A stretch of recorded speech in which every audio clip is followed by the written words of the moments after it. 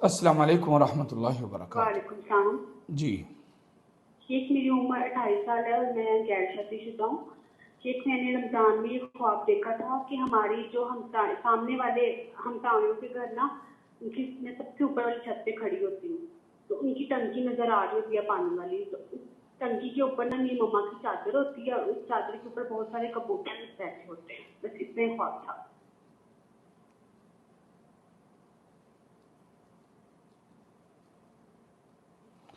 آپ کے والد صاحب زندہ ہیں؟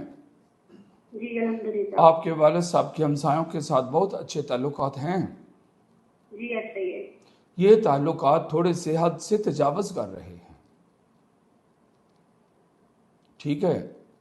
جی آپ کے ہمسائے آپ کے رشتہ دار تو نہیں ہیں نا؟ جی ان کی چھت پہ دیکھا تھا نا، ان کے وہ رشتے دار نہیں ہیں ہمارے۔ تو وہی بات پوچھ رہا ہوں نا، اوکے کرو اور بات آگے چلیں، پورا جملہ دہرانے کی کیا ضرورت ہے؟